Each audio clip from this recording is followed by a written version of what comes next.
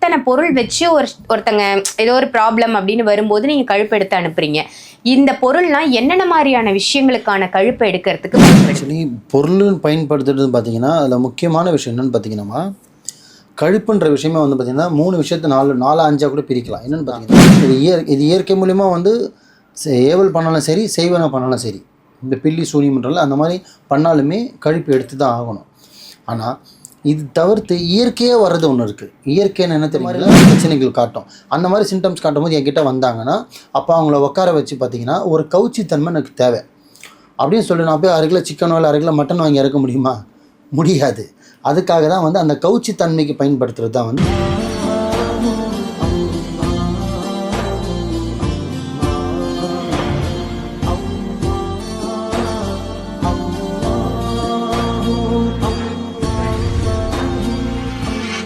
மர்ஜுன் நேயர்கள் அனைவருக்கும் அன்பான வணக்கங்கள். புழல் காவாங்கரை எம்எம் டவர்ஸ்ல இருக்கக்கூடிய மாலிக் பாய் அவர்களை தான் சந்திக்க வந்திருக்கோம். வணக்கம் பாய். வணக்கம்மா பாய். இன்னைக்கான டாபிக் உங்களோட சப்ஜெக்ட் அப்படின்னு சொல்லலாம். என்னன்னா நீங்க கழுப்பு எடுக்கிறத நான் நிறைய முறை பார்த்துருக்கேன்.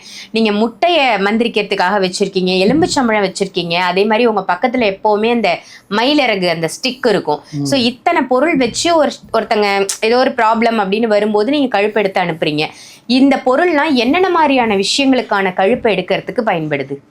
ஆக்சுவலி பொருள் பயன்படுத்துறது பார்த்தீங்கன்னா அதில் முக்கியமான விஷயம் என்னென்னு பார்த்தீங்கன்னா கழுப்புன்ற விஷயமே வந்து பார்த்திங்கன்னா 3 விஷயத்தை 4-5 கூட பிரிக்கலாம். என்னென்னு பார்த்தீங்கன்னா இயற்கையாக ஒருத்தன் செய்வனை செய்கிறாங்க அப்படின்னா அதை நம்ம கழுப்பு மூலிமா தான் எடுத்தாகணும்.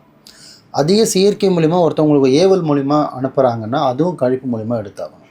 வீட்டில் ஒருத்தர் இருந்தாலும் சரி, குடும்பமே இருந்தாலும் சரி, ஒருத்தருக்கு மட்டும் தான் பாதிப்புனா அந்த ஒருத்தருக்கு உட்கார வச்சு கூட நம்ம கழுப்பு எடுத்துக்கலாம். குடும்பத்துக்கே பாதிப்புனா அந்த குடும்பத்தையும் வச்சு நம்ம இங்கே உட்கார வச்சு ஒருத்தருக்கு 1 by 1 கழுப்பு எடுத்து தான் ஆகணும். சரிங்களா? இது இயற்கை மூலிமா வந்து ஏவல் பண்ணாலும் சரி, செய்வன பண்ணாலும் சரி, இந்த பில்லி சூனியம்ன்றல அந்த மாதிரி பண்ணாலுமே கழுப்பு எடுத்து தான் ஆகணும். ஆனால் இது தவிர்த்து இயற்கையாக வர்றது ஒன்று இருக்குது. இயற்கைன்னு என்ன தெரியுங்களா? சிம்பிளாக சொல்கிறேன். இப்போ உடம்பு முடியாதவங்க ஒருத்தவங்க ஆல்ரெடி படுக்கையாக இருக்காங்க. எப்படி உடம்பு முடியாமல் கால் வீங்கி போய் காலில் வர மாதிரி இந்த மாதிரி பிரச்சனையில் ஒருத்தவங்க நடக்கக்கூட முடியாத சூழ்நிலை படுக்கிறாங்க.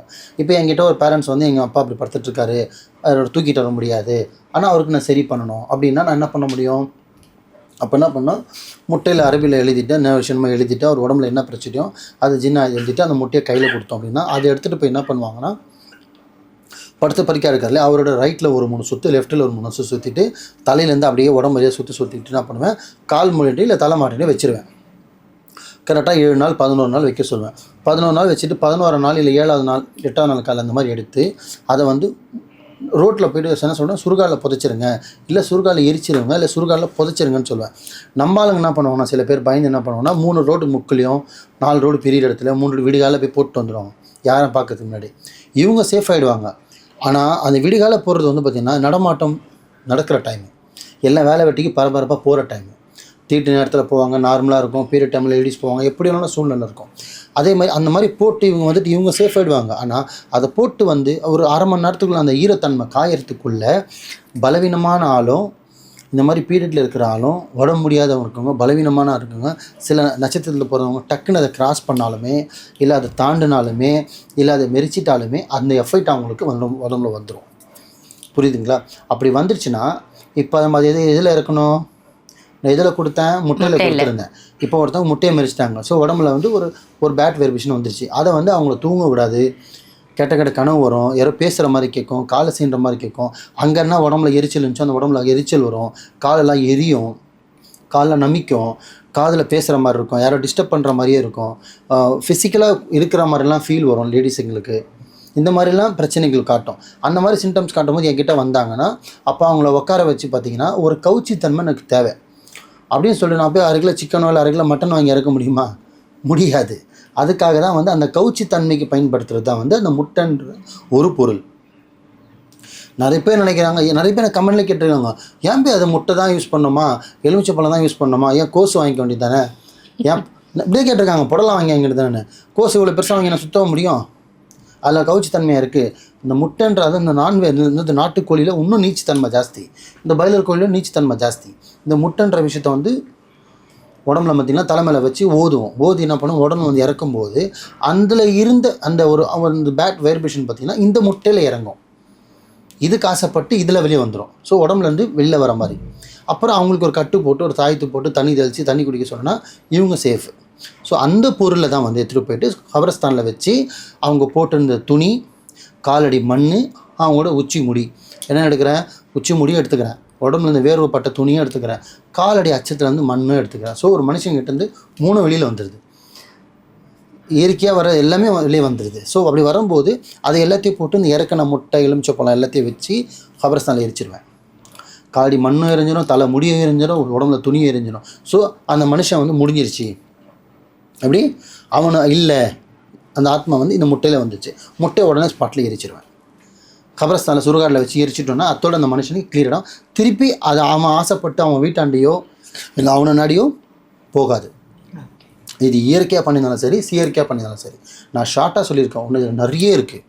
அதில் தான் அதுக்காக பயன்படுத்துகிறது தான் வந்து பார்த்திங்கன்னா இந்த முட்டைன்ற விஷயம். லெமன் எதுக்கு பயன்படுத்தோம், லெமனில் வந்து அந்த புளிப்பு தன்மைன்னு சொல்லுவாங்க, அதுக்கு கொஞ்சம் ஈர்ப்பு சக்தி ஜாஸ்தி. லெமனில் வந்து நிறைய வித்தையும் காட்டலாம், உடம்புக்கும் நல்லது. ஜூஸ் போட்டு குடித்தா உடம்புக்கும் நல்லாவும், அதை வச்சு நிறைய வேலைப்பாடும் செய்யலாம், நல்லதும் பண்ணலாம் கெட்டதும் பண்ணலாம். எலுமிச்சப்பழத்தை வச்சுக்கிட்டு நீங்கள் விளையாமல் ஒரே ஒரு எலுமிச்சப்பழம் தான், நீங்கள் ஒன்றுமே இல்லை, நீங்கள் எந்த ஆத்மாவுக்கும் பயப்படணும், எந்த செய்வனுக்கும் பயப்படணும். சுத்தமான ஒரு எலுமிச்சப்பழம் கரெக்டாக 24 மணி நேரம் வாங்கி நீங்கள் கையில் வச்சுக்கிட்டு உங்கள் வேலையை பாருங்களேன். எப்படி நார்மலாக நீங்கள் பேக்கில் வைங்க, மந்திரிக்கே வேணாம், எந்த பாய்கிட்டே போனால் சும்சாமும் பண்ண வேணாம், நீங்கள் வச்சு வாங்கி பேக்கில் வச்சுங்க, கையில் வச்சுங்க. எப்படி இந்த கரித்துண்டு, ஆணி, இரும்பு, தொடப்பக்கட்டை, சப்பல் இதெல்லாமே நீங்கள் ஆத்மாவுக்கு பயப்படுன்ற ஒரு ஃபீல் நம்ம மக்கள் இருக்காங்களோ, அது எல்லாம் எல்லாத்தோட பவரானது லெமன். லெமனுக்கு கனி, அந்த இனிப்பு தன்மை, அந்த புளிப்பு தன்மை ஜாஸ்தி. நீங்கள் ஒரு லெமனை எடுத்து நார்மலாக நீங்கள் வச்சுக்கிங்க. இல்லை நீங்கள் சாமி படம் வந்தால் சாமி படத்தாண்ட வச்சுருக்கணும், நீங்கள் கையில் வச்சுக்கிங்க. நீங்கள் நார்மலாக நீங்கள் லெமனை கையில் வச்சுக்கிட்டு சும்மா உருட்டிக்கிட்டே சும்மா கையில் வச்சுட்டு, ஆனால் ஒரு நாள் தான் ஒரு பழத்தை வைக்க முடியும், 24 மணி நேரம் அடுத்த பழத்தை மாற்றிடணும். புரியுதுங்களா? அந்த கையில் வச்சுக்கிட்டே இருக்கலாம் சொல்கிறேன், வச்சுக்கிட்டே இருங்க வரேன். உங்களோட வைப்ரேஷனும் உடம்பே வேறு மாதிரி இருக்கும், ஹெல்த் விஷயம் நல்லாயிருக்கும், உங்களை சுற்றி பேட் வைப்ரேஷனும் இருக்காது, குட் வைப்ரேஷன் இருக்கும். ஸோ இந்த முட்டை, எலுமிச்சப்பழம், புரியுதுங்களா, பூசணிக்காய், புரியுதுங்களா, கோழி. இப்போ பார்த்திங்கன்னா மந்திரிக்கு சேர்ந்தெல்லாம் கோழி வச்சு இறக்குவேன். ஏன்னா மனுஷனுக்கு என்ன பிரச்சனை இருக்கோ அந்த பிரச்சனை அப்படியே இந்த கோழியில் இறங்கும். நான் கோழி அறக்கலாம் மாட்டேன், ஜபா பண்ண மாட்டேன், அப்படியே இறக்கி அப்படியே விட்டுருவேன். இந்த இவருக்கு என்ன பிரச்சனை, இவருக்கு வயிறு வலியா, இவருக்கு தலைவலியா, கால் வீங்கி போயிருக்கா, காலில் பிரச்சனை இருக்கா, நல்லதாக இருக்குது, எல்லா ஸ்கேன் எடுத்துகிட்டு எல்லா ரிசல்ட் எடுத்துட்டேன், ஆனால் வயிறு உபசனமாகவே இருக்குது, கோழி வச்சா இருக்குது. அப்படியே தலைமையில் வச்சு அப்படியே உடம்பு வந்து அப்படியே இறக்கிடுவேன். அப்போ என்ன ஆகுனா அந்த இருக்கிற விஷயம் அந்த கோழியில் இறங்கும். அந்த கோழி அப்படியே கபரஸ்தானில் விட்டுருவேன், சுடுகாட்டில். அது உயிராக ஒரு நாள் இருந்தாலும் சரி, அல்ல இன்னும் 100 நாள் இருந்தாலும் சரி, 6 மாதம் இருந்தாலும் சரி, அந்த கோவில் அந்த பிரச்சனை அந்த கோழியில் இறங்கும். பாவத்தை பார்க்க முடியாது. மனுஷனை காப்பாற்றணும்னா ஜீவராசி கொடுத்து தான் ஆகணும். புரியுதுங்களா? அந்த மாதிரி. ஆனால் நான் கொல்ல மாட்டேன், நான் இறக்க மாட்டேன், இறக்கி விட்டுருவேன். புரியுதுங்களா? ஏன்னா இங்கே ஒருத்தனை காப்பாற்றினா அவங்க குடும்பமே வம்சமே நல்லாயிருக்கும்.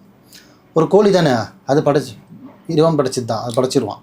ஆனால் மனுஷன் போனோன்னா வம்சமே போச்சு. அதனால் ஒரு மனுஷனை காப்பாற்றுறதுக்கு ஒரு கோழியில் அந்த உடம்புல இருக்கிற விஷயத்த கெட்டது, அந்த பேட் வைப்ரேஷனை இறக்கி விட்டுருவேன். கோழி, முட்டை, எலுமிச்சப்பழம், புரியுதுங்களா, ஆணி தலையில் வச்சு இறக்குவேன், பூசணிக்காய் தலையில் வச்சு இறக்கலாம், இளநீ தலையில் வச்சு இறக்கலாம், 108 ஆணி இறக்கி ஓதி இளநியில் இறக்கலாம். நிறைய இருக்குது வேலைப்பாட்டில், புரியுதுங்களா? ஆனால் அதில் ரொம்ப இன்ஸ்டண்ட்டாக டக்குன்னு ஒர்க் பண்ணுற பொருள் அப்படின்னு பார்த்திங்கன்னா முட்டை, 2வது எலுமிச்சப்பழம், 2. இந்த மயில் தொகை எதுக்காக பயன்படுத்துறதுன்னா, இப்போ என்கிட்ட நீங்கள் அங்கே உட்காந்துருக்கீங்க, நான் இங்கே உட்காந்துருக்கேன், எனக்கே இதுக்காக பார்த்தீங்கன்னா 6 அடி டிஃப்ரெண்ட் வச்சுருப்பேன். ஏன்னா யாருமே நான் தொட மாட்டேன். ஆண்கள் மேலே தலை வச்சுக்க வந்து பெண்கள் கை வைக்க மாட்டோம். அதனால தான் என்ன பண்ணோம்னா, கைப்படக்கூடாது, தூரமாக இருக்கணும்னா இந்த மயில் தொகையை வச்சுட்டு மந்திரிக்கிறது. ஒரு கட்டத்தில் பார்த்தீங்கன்னா இதுவே வைக்கக்கூடாது, ஏன்னா இதுவே இறந்து போனது தான். இஸ்லாத்தில் முறைப்படி பார்த்தீங்கன்னா இதுவே வைக்க மாட்டாங்க, வைக்கக்கூடாது. ஆனால் இப்போ எனக்கு மந்திரிக்கிறதுக்கான எதை சும்மா துணியை வச்சு அடிக்க முடியும் சும்முன்ட்டு. இப்போ நான் ஓதணும், உடம்புல இருக்க விஷயம் அவங்களுக்கு அந்த பேட் வைப்ரேஷன் வெளியில் இறங்கணும். அதுக்காக தான் மயில் தொகை வச்சு ஒரு சுத்தமான பொருள் இருக்கிறதுலே ஜீவராசிலே ரொம்ப சுத்தமான பொருள் எதுனா மயில் தான். புரியுதுங்களா? அழகுலையும் அது அதிகம், சுத்தத்துலேயும் அது அதிகம். அதனால தான் அந்த மயில் தொகையை வச்சுட்டு மந்திரிப்பாங்க. அதை நான் வச்சது பயன்படுத்துறது. ஸோ இந்த நான் சொன்னது பார்த்திங்கன்னா இயற்கை செயற்கை இது மூலிமா பிரச்சனை வந்தால் மாந்திரிகத்துக்கு இது முக்கியமாக பயன்படுத்துகிற பொருள் தான் இந்த கழிப்புன்ற விஷயம். அது சில பேருக்கு வந்து பார்த்திங்கன்னா எங்களில் வந்து தோடுகான்னு சொல்லுவோம். தோடுகானா கழிப்பு.